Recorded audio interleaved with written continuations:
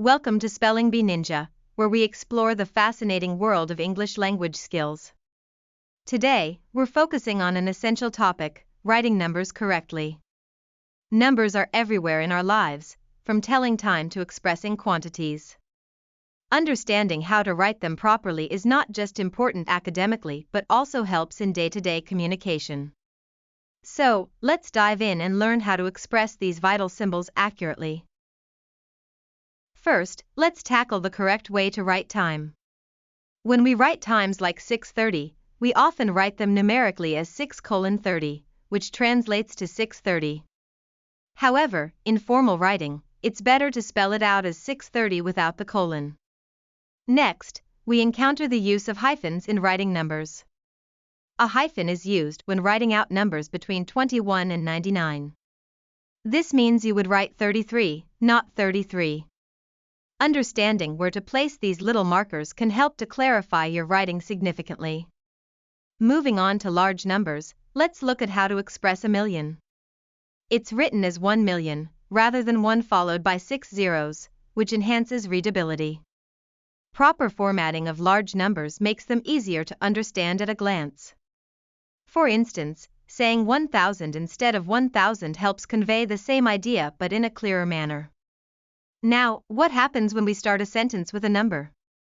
The convention is to write out that number in words. For instance, instead of writing 15 students attended the class, we would say 15 students attended the class. This helps to maintain elegance and clarity in writing. Let's shift gears to talking about percentages. In formal documents, you should write percentages as words when they are used to begin a sentence.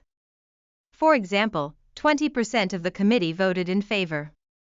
However, in the body of a text, it's common to use numerals and the percent sign, as in the school accepted 40% of the applicants. Knowing these distinctions is crucial for maintaining professionalism in your writing. Next is the matter of when to use numerals instead of writing numbers out in words.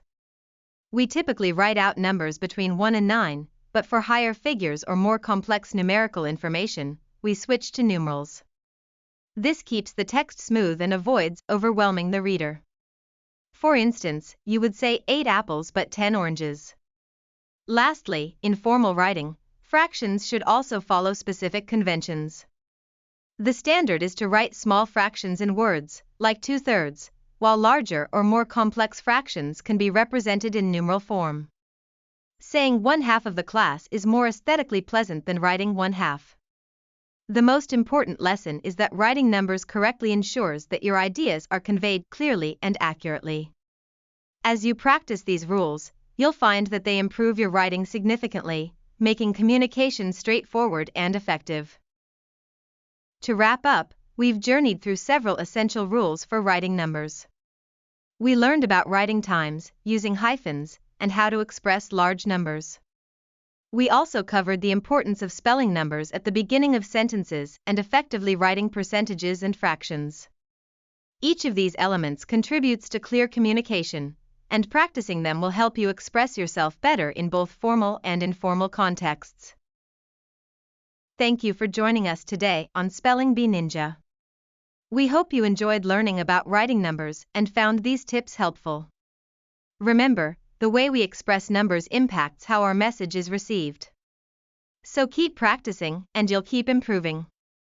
Don't forget to tune in next time for more exciting lessons. Until then, happy writing!